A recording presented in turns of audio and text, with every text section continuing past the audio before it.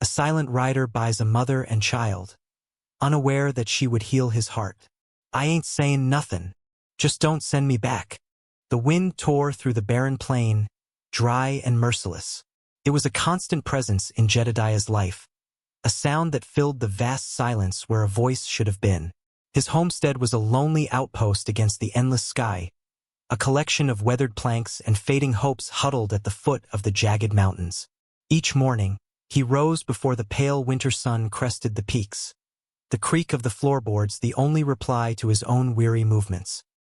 He would chop wood deep into the night, the rhythmic thud of the axe a kind of prayer, as if he could split his own guilt into pieces small enough to burn away. There was a grave on the hill beneath a solitary pine, and it was the true center of his world. He had built this life of hard labor and quiet endurance around that patch of earth, a penance for a failure he could never voice. He was a man hollowed out by loss, his heart a boarded-up cabin waiting for a winter that never ended. His days were measured in routine, his thoughts were circular, and his soul was as numb and frozen as the cracking ice on the creek. He spoke to no one. He expected nothing. It was enough to simply endure. Further east, in the dusty settlement that clung to life like a burr on a saddle blanket, a woman named Alara stood with a different kind of silence. Hers was not the silence of choice, but of necessity. It was a shield against the casual cruelty of a world that had taken everything from her but the child growing heavy in her belly. She was exhausted, her spirit worn down to a fine, sharp point of alertness.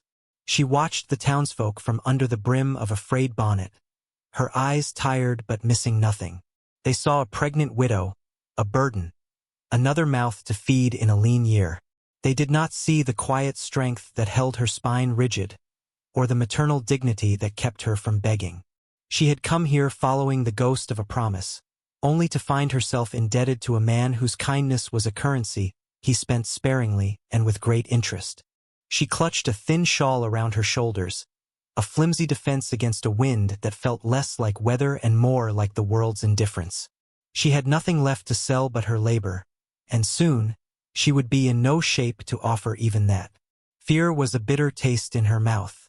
She had to survive. Jedediah hadn't intended to go to town. His supplies were low, but not critically so. Yet something, a restlessness he couldn't name, had pushed him from the solitude of his mountain. He was loading flour and salt into his saddlebags when he heard the voice of Silas Croft, a man whose presence was as heavy and unwelcome as a summer plague. Croft was talking to the blacksmith, his tone loud and boastful. He spoke of a work contract, a bargain he'd struck for the widow's debt. He described her as if she were livestock, detailing the menial chores she could perform before her time came. Jedediah froze, his hand resting on a sack of beans. He turned, slowly, and saw her. Alara was standing near the mercantile, separate from the small crowd Croft had gathered. She was coatless in the frosty air, her gaze fixed on the dusty ground. She was trying to make herself invisible, a ghost in plain sight. In that moment, Jedediah saw another woman, another winter. He saw his Sarah, shivering from the fever he couldn't break, her eyes holding that same look of quiet, desperate endurance. It was a memory that sliced through his numbness like a shard of glass. He dropped the sack. He didn't think. He simply moved. He walked straight to Croft, the jingle of his spurs the only sound in the sudden quiet. He pulled a worn leather pouch from his belt. The coins inside were meant for a new axe head and winter traps for survival. He poured them into his palm without counting. "What's her debt?" His voice was a low rumble, rough from disuse. Croft, surprised, named a figure that was plainly double what it should be. The man's eyes were greedy, assessing. Jedediah didn't bargain. He just nodded, counted out the coins, and pressed them into Croft's fleshy hand. The finality of the act was absolute. He took the scroll of paper, the contract that Croft held out. He didn't look at it. He didn't want it. He only wanted the transaction to be over. He turned toward Alara, who had watched the exchange with a rigid, unreadable expression. Her face was pale, her hands clenched at her sides. He expected tears or perhaps relief. He saw only a deeper fear. She thought she had been sold from one master to another. He gestured with his head toward his horse and wagon. He saw her swallow hard, her throat working. Her voice, when it came, was a mere whisper, carried away by the biting wind. "I ain't sayin' nothin'. Just don't send me back." He remained silent. "Then, get your things." She had nothing. He knew it. She simply walked toward the wagon. Something had changed. He wasn't sure what it was. The journey to the homestead was made in a silence as vast and profound as the landscape itself. The clinking of the harnesses and the steady tread of the horses' hooves in the dust were the only markers of their passage. Alara sat on the wagon bench, her back straight, her hands folded tightly in her lap. The wind stung her skin, and she flinched with each sharp gust, but she made no sound of complaint. Jedediah watched her from the corner of his eye. He saw the subtle trembling in her shoulders and felt that old, familiar ache of guilt in his chest. He stopped the wagon, climbed down, and retrieved his heavy sheepskin coat from his bedroll. He walked around to her side and, without a word, draped it over her. She froze at his proximity, her body going tense as a wire. He stepped back immediately, giving her space. She clutched the coat around herself, the warmth a startling sensation against her chilled skin. It was a gesture of kindness, but she interpreted it through the lens of her fear. It was the act of a man protecting his investment. She did not look at him. They traveled on. The pale winter sun began to dip below the horizon, painting the slate evening sky in shades of bruised purple and cold orange. They arrived at the cabin as full darkness fell. It was a stark silhouette against the stars. Inside, a smoky lamp cast long shadows that danced on the rough-hewn walls. The air was cold, smelling of wood smoke and solitude.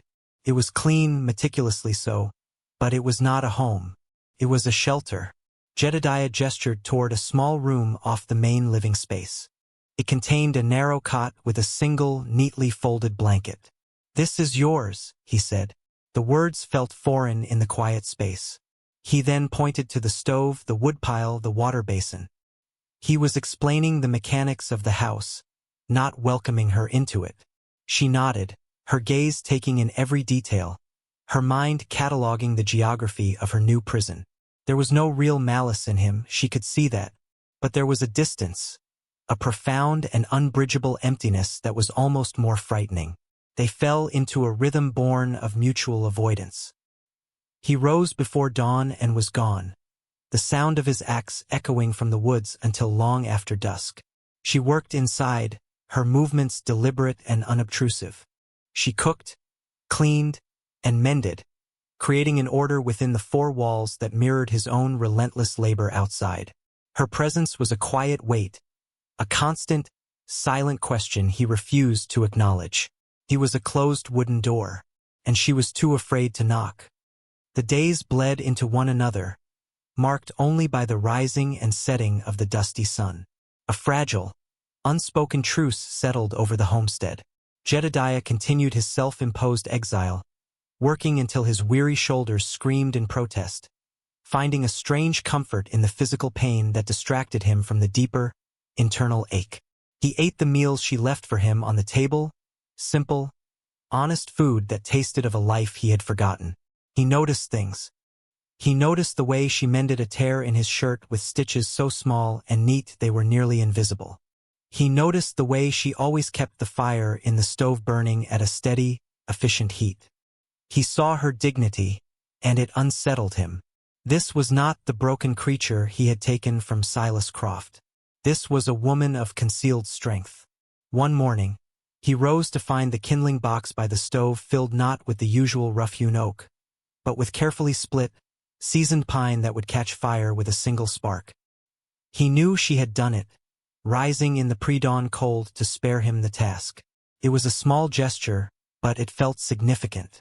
He began to respond in kind, through actions, not words. His interventions were secret, cautious. He saw that the soles of her shoes were worn through, offering little protection from the frosty ground. He remembered a pair of sturdy boots that had belonged to Sarah. For days, he couldn't bring himself to retrieve them from the chest at the foot of his bed. The memory was too raw. But the sight of Alara's pained steps finally spurred him to action. He took them out one night after she had retired to her room. He cleaned them, oiled the leather until it was supple, and left them by the door before he went out to work. When he returned that evening, he saw she was wearing them. She said nothing. He said nothing. But the air in the small cabin felt a little less cold. A few days later, a new blanket appeared on her cot, thick and heavy wool to ward off the deepening chill of the nights. He had bought it years ago and never used it. He left it there while she was outside drawing water from the well. She noticed, of course. She noticed everything. Each silent gift was a stone dropped into the still pool of her mistrust, sending out ripples of confusion. This man was not her owner. He was not her jailer. He was something else entirely, something her exhausted heart was not prepared to understand. The rigid wall of her fear began to crumble, replaced by a fragile, growing curiosity. The blizzard arrived without warning. One moment, the sky was a sheet of dull gray. The next, the world dissolved into a maelstrom of white. The biting wind howled like a hungry wolf, rattling the wooden door in its frame and driving snow through the smallest cracks in the walls. The vast wilderness vanished, and their world shrank to the four walls of the cabin. The forced proximity was a tangible thing, an unseen presence that amplified the silence between them. For 2 days, they moved around each other in their established, careful ballet. Then, on the third morning, Alara did not rise. Jedediah, finding the main room cold and the stove unlit, felt a prickle of alarm. He knocked softly on her door. There was no answer. He pushed it open. She was lying on the cot, wrapped in both blankets, her body racked with violent shivers. Her skin was hot to the touch, her breathing shallow and ragged. Fever. The word struck Jedediah with the force of a physical blow. He saw Sarah again, her face flushed, her eyes glassy. He felt the old, helpless panic rising in his throat. But this time was different. He would not fail. He worked with a grim, deliberate purpose. He built the fire in the stove until it roared, the heat pushing back against the relentless cold. He moved her cot into the main room, placing it as close to the warmth as was safe. He melted snow for water, brewing a weak tea from the wild herbs Sarah had taught him to gather. He crouched by her side, trying to coax a few sips of the warm liquid past her dry lips. She was delirious, muttering words he couldn't understand, her hands plucking at the blankets. He placed a cool, damp cloth on her forehead, his large, calloused hand surprisingly gentle. For the first time since she had arrived, he was forced to truly care for her, to bridge the physical and emotional distance he had so carefully maintained. He found himself speaking, his voice a low, soothing rumble meant to anchor her to the present. He didn't talk about himself or about her.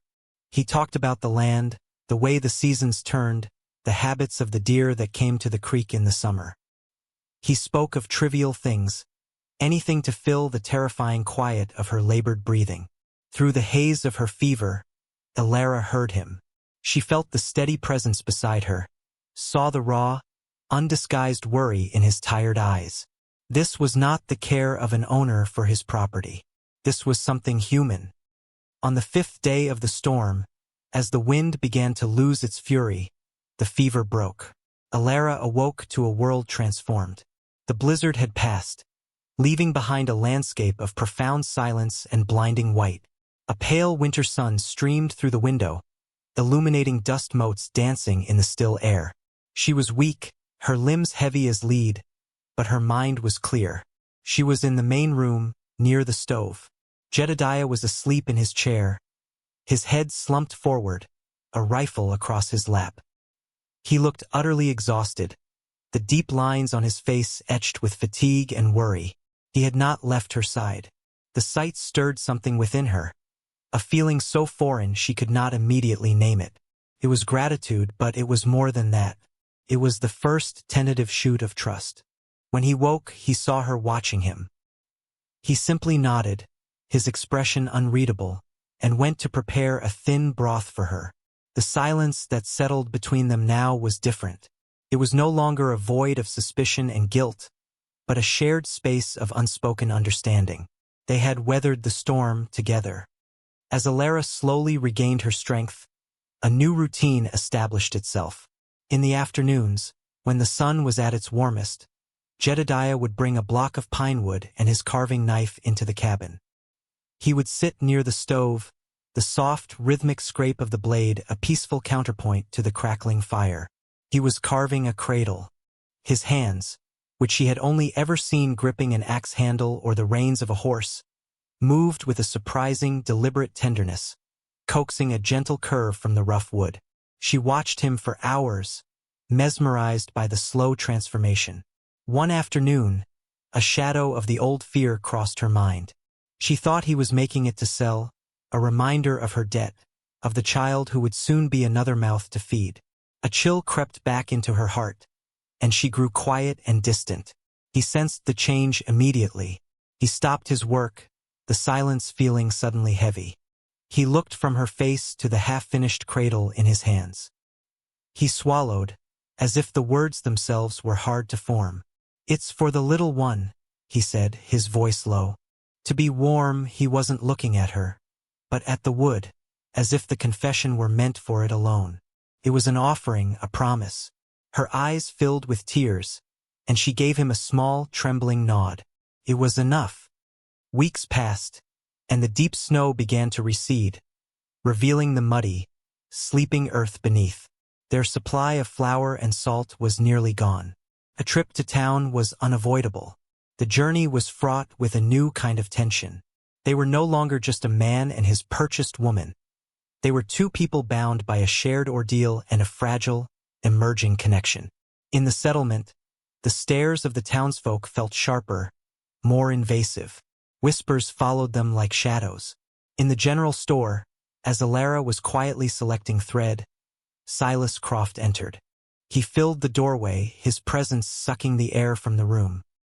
He saw them, and a cruel, knowing smirk spread across his face. Well, Jedediah," he boomed, ensuring everyone could hear. "Getting your money's worth out of her, are you? Looks like she's carrying a bonus." The room fell silent. Every eye turned to Alara.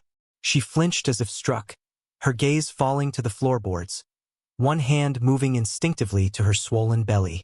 She felt shame wash over her, hot and suffocating. She wanted to disappear. Jedediah had been standing by the counter, his back to the room. He turned slowly. He did not look at Croft. He looked at Alara, at her lowered head and her protective gesture. He saw her pain, her humiliation. Something inside him, a dam of grief and silence he had maintained for years, finally broke. He took a single step forward, placing himself between Alara and Croft. His presence was not aggressive, but it was absolute. It was a wall. He stood there for a long moment, the silence in the store growing thick and heavy. The crowd held its breath. Then he spoke. His voice was not loud, but it cut through the room with the clarity of a bell. "She's with me," he paused, letting the words settle. Then he looked directly at Croft, his eyes as cold and hard as mountain rock. "Not bought. Chosen." He held Croft's gaze for another second before turning his back on him completely, a dismissal more profound than any insult. He walked to Alara's side, gently took the shopping list from her trembling hand, and gave his order to the stunned storekeeper in a calm, steady voice. The spell was broken. Croft sputtered, his face reddening, but the moment had passed. He had been diminished. As they left the store and walked toward the wagon, Alara's composure finally shattered. The tears she had held back for so long fell freely. Jedediah did not touch her, did not offer empty words of comfort. He just stayed, a silent, solid presence beside her. He stayed. The ride back to the homestead was a journey through a changed world. The slate evening sky settled over them, but the silence in the wagon was no longer one of distance, but of profound, shared emotion. Jedediah's words echoed in the air between them. Chosen. They were a shield and a promise. That night, after the chores were done, they sat on the small porch. The wind whispered through the dry, new grasses, a softer sound than the howl of winter. It was Alara who spoke first, her voice barely above a whisper in the deepening dusk. She told him about her husband, a kind farmer lost to a fever on the plains, and about the crushing debt that had led her into the hands of Silas Croft. She spoke of her fear, of her loneliness, of giving up hope. Jedediah listened without interruption, his gaze fixed on the darkening ridgeline. He just nodded, absorbing her pain, letting her unburden the weight she had carried alone for so long. When she was finished, a long silence fell. Then he cleared his throat.